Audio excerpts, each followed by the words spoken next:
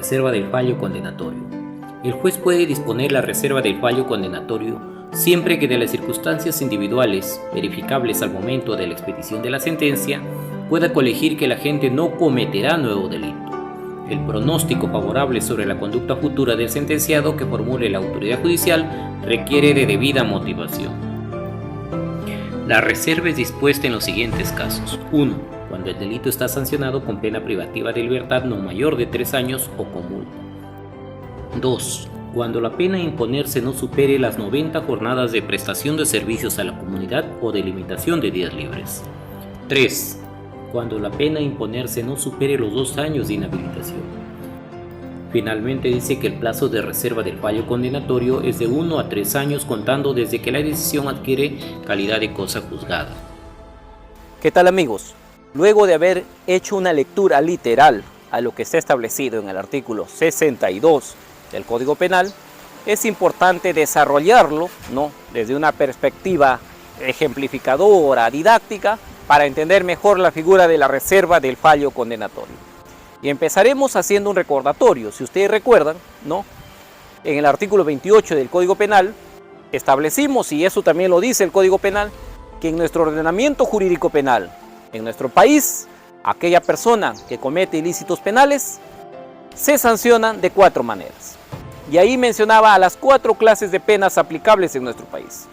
Y en efecto, estaba establecida ahí a la pena privativa de la libertad, la pena restrictiva de la libertad, las penas limitativas de derechos y la pena de multa. Esas son las 4 clases de sanciones que se aplican a un infractor de la ley penal en nuestro país. Ahora, de las 4 clases de penas, por supuesto, la más severa, la más dura, es la pena privativa de la libertad. ¿Por qué?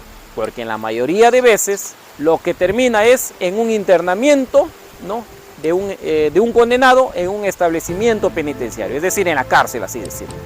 Ahora, eso es lo que habla el artículo 28 del Código Penal y por supuesto en artículos subsiguientes se desarrollaba cada uno de ellos. Pero hay otro aspecto. Casualmente, en el título 3 del libro primero, es decir, de la parte general del Código Penal, menciona a medidas alternativas a la pena privativa de la libertad. Y en específico, por ejemplo, en el artículo 57 nos habla de una de ellas. Ahí nos habla de la suspensión de la ejecución de la pena, que ya fue materia de análisis y de explicación en videos anteriores. Otra medida alternativa a la pena privativa de la libertad que se menciona en la parte general, en el título 3 del Código Penal, es la establecida en el artículo 62, que es materia de explicación del día de hoy. Ahí está, como medida alternativa a la pena privativa de la libertad, también a la reserva del fallo condenatorio. Y otra medida alternativa es la excepción de la pena, que también se explicará cuando lleguemos al artículo 68 del Código Penal. Como pueden observar, son 3 institutos jurídicos, 3 alternativas, 3 medidas alternativas a la pena privativa de la libertad que puede imponer un juez a un condenado cuando no cumpla algunos requisitos. Por ejemplo, cuando nosotros conversamos del artículo 57 y explicamos respecto a la suspensión de la ejecución de la pena, claramente dijimos, y no solamente lo digo yo, sino que está en el código, está en la jurisprudencia, que para que un juez pueda suspender una pena, esta persona, el condenado, tenía que cumplir 3 requisitos fundamentales. El primero, que la condena o la sanción a imponerse no debe exceder de 4 años de pena privativa de la libertad. 4 años es el rango como máximo para que pueda acceder un condenado a que se le suspenda la pena. ¿Qué más? ¿Qué otro requisito? A grosso modo, que de la conducta de este condenado, ¿no?, su personalidad, la modalidad del hecho punible y otros factores permitan, ¿no?, inferir en el operador jurídico, es decir, en el juez, de que este condenado no va a volver a cometer un nuevo delito doloso. Y un tercer requisito importante que mencionaba el artículo 57 era que este condenado no sea ni reincidente ni habitual. Eso lo explicamos a detalle en los respectivos artículos 57, por supuesto 58, 59, 60 hasta el 61. Lo explicamos con bastantes ejemplos, ¿no? las reglas de conducta a aplicarse, qué pasa en caso de incumplimiento, etc. Ahora, con respecto al artículo 62, que el día de hoy vamos a conversar, ¿no? Y ahí claramente la lectura inicial decíamos, ¿no?, que la reserva del fallo condenatorio, bueno, se aplicaba para aquella persona después de habérsele hecho un análisis, ¿no?, después que el juez ha colegido, ¿no?, que esta persona no va a volver a cometer un ilícito penal, que esta persona se va a comportar dentro de la sociedad de una forma correcta, después de haber hecho un análisis detallado, exhaustivo, que esta persona, de este caso en particular, no va a volver a cometer un ilícito penal, seguramente un juez puede, ¿no?, reservarle el fallo condenatorio. Pero había un requisito importante si se trata de pena privativa de la libertad. ¿Qué es lo que dice ahí? Que la sanción, ¿no?, que el delito cuya pena está a punto de ejecutarse, ¿no?, o la pena de ese delito por el cual se le está juzgando, no debe de exceder de los 3 años. Muy bien, 3 años para que se le reserve el fallo condenatorio. Mientras que para que se le suspenda una pena se requiere como una pena máxima de 4 años, para la reserva del fallo condenatorio se aprieta un poco más, se ajusta un poco más. Te dice, si tú quieres acceder a este tipo de medida alternativa a la pena privativa de la libertad, tu condena, ¿no?, o el delito debe tener una pena prevista no mayor de 3 años, así de simple. Y finalmente, si tú quieres que un juez decida por la excepción de la pena, ¿no?, el castigo o la condena a imponerse no debe ser superior a los 2 años. Miren la secuencia, ¿no?, las proporciones en tiempo que se requieren de acuerdo a cada medida en particular. Te suspendo 4 años como máximo tu condena. Te reservo el fallo 3 años. Como máximo debe estar establecido ahí en el delito, previsto en el delito. Y para eximirte o llegues a beneficiarte con una excepción de pena, 2 años. Ya lo dijimos que para que se aplique en cada una requiere sus reglas, ¿no? En su momento también explicaremos el artículo 68. Centrémonos en el artículo 62. ¿Qué es lo que dice? Los requisitos se parecen a los de la suspensión de la ejecución de la pena. Acá también un juez debe colegir, debe inferir que esta persona que va a ser beneficiada con una reserva de fallo no va a volver a cometer un ilícito, que el pronóstico favorable que se tenga de él respecto a su conducta futura debe ser totalmente, debidamente motivada. Es decir, un juez no la va a dictar esa reserva, no va a decidir reservarte el fallo porque sí, sino que tiene que fundamentarlo de forma exhaustiva, esa decisión que va a tomar de dejarte en libertad, que por supuesto también te va a conllevar a cumplir algunas reglas de conducta que el mismo juez te lo va a imponer. Y por supuesto lo vas a tener que cumplir, porque caso contrario, si eres un condenado, se te va a amonestar, se te va a prorrogar ese plazo de prueba o tal vez se te va a revocar ese beneficio que has tenido. ¿Qué otro aspecto? Cuando se habla del artículo 62, a diferencia de la suspensión de la ejecución de la pena, esta reserva del fallo condenatorio es más extensa, da más oportunidad, mientras en la suspensión de la ejecución de la pena solamente se centra en la pena privativa de la libertad.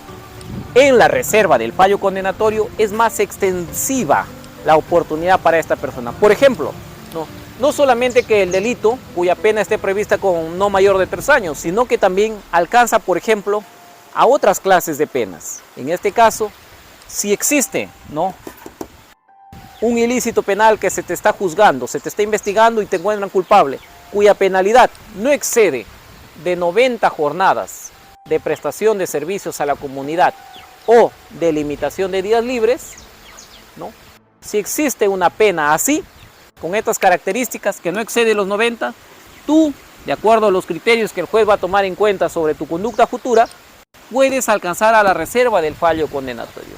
¿Qué más? El mismo código dice, artículo 62, que si tienes una pena de inhabilitación, ¿no?, máxima de 2 años. Si dentro de tu pena, ya sea autónoma o de repente conjunta, tienes una penalidad de 2 años de inhabilitación como máximo, puedes acceder a que se te reserve el fallo con respecto a la inhabilitación, también puedes, por supuesto cumpliendo los requisitos que les dije, relacionado a que la conducta futura de esta persona lo haga predecir, lo haga inferir en el juez de que va a ser mejor o vas a ser tú mejor como persona o tu conducta frente a la sociedad.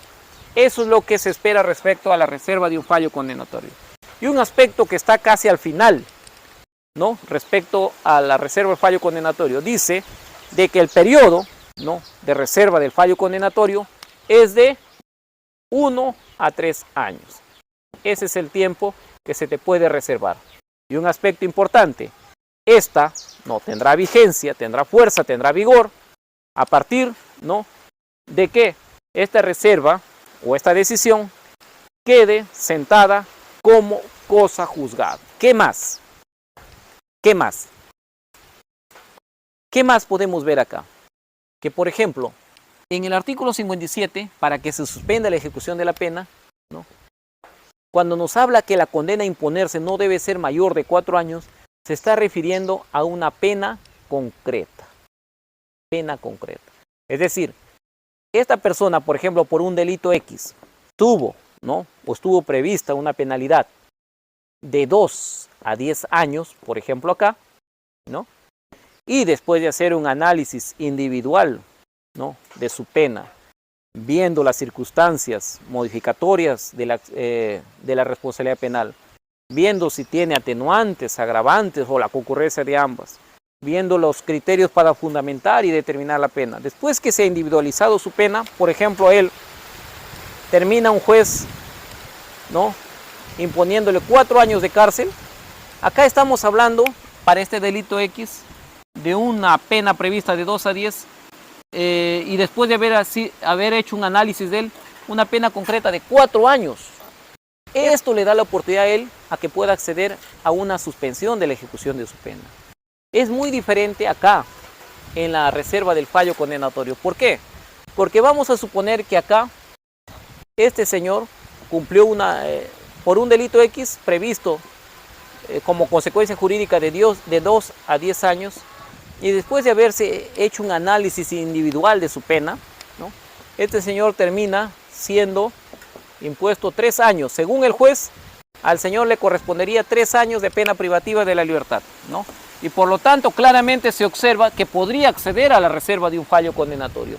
Pero la jurisprudencia ha dejado bien sentado de que si un juez tome esa decisión que en base a una pena concreta termine favoreciendo a un condenado con una reserva de fallo condenatorio, este juez estaría prevaricando, estaría cometiendo el delito de prevaricato. ¿Por qué? Porque estos 3 años que menciona el artículo 62 no se refiere a una pena en concreto, sino a una pena abstracta. ¿Qué es lo que quiere decir a una pena conminada o abstracta? ¿Qué es lo que quiere decir? Que cuando se habla que la sanción a imponerse no debe ser superior a 3 años, significa que por un delito X, ¿no?, se debe de observar cuál es la consecuencia jurídica, es decir, cuál es la penalidad. Por el delito X su pena debe ser de 1 hasta 3 años máximo, o hasta 2 años máximo, o de 2 a 3 años, o de 2 días hasta 3 años, pero no más. El tope debe ser 3 años, y dentro de esos márgenes, dentro de ese espacio punitivo, si se requiere como debe ser, ¿no?, se debe individualizar la pena, se debe tomar en cuenta una pena en concreto, pero obviamente no va a pasar de 3 años. En este caso en particular, es lo que se debe tomar en cuenta, que los delitos o la pena prevista de aquellos delitos por el cual se le está investigando a una persona, no debe exceder de 3. Ese es el límite, ese es el tope. Por lo tanto, si hay casos donde se saca una pena concreta de 3 años o menos de 3 años, a pesar de que en la abstracta está más alto, él no podría acceder, porque en todo caso el juez, si toma esa decisión, como lo repito, estaría prevaricando. Eso es lo que he querido comentar respecto a este artículo, el artículo 62 del Código Penal. Otro aspecto importante, ¿en qué se diferenciaría, por ejemplo, con la suspensión de la ejecución de la pena? Si ustedes recuerdan, ¿no? A ver, vamos a hacerlo acá, sencillito. Suspensión de la ejecución de la pena y tenemos acá reserva del fallo condenatorio. En la suspensión de la ejecución de la pena tenemos una resolución judicial que va a dictar que se va a mencionar la parte expositiva, como corresponde a ley. Se va a nombrar la parte considerativa, los fundamentos de hecho, derecho, etc. Y el juez lo va a tener que motivar, fundamentar acá. Y finalmente se va a desarrollar la parte resolutiva, es decir, el fallo. Acá va a indicar que a esta persona, por ejemplo, no se le condenó a 4 años de pena privativa de la libertad, suspendido en su ejecución por 3 años, ¿no? Y se le aplicará las reglas de conducta, etc. Y esto significa también durante ese periodo de prueba que están latentes, que están vivas, ¿no? Que están anotadas los antecedentes penales y judiciales. Esto en una suspensión de la ejecución de la pena. Diferente en una reserva del fallo condenatorio. ¿Por qué? Miren ustedes. Acá tenemos una resolución judicial que dice, ¿no? Que se va a reservar el fallo condenatorio, pero ¿qué se menciona acá? Por ejemplo, la parte expositiva, sí o sí se tiene que mencionar en esa resolución. ¿Qué más?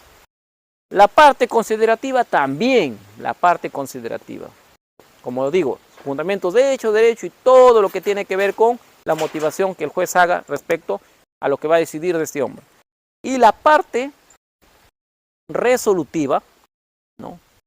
Que es la parte que fallo, el juez es el fallo, fue la decisión, la parte decisiva, ¿no? No se va a mencionar.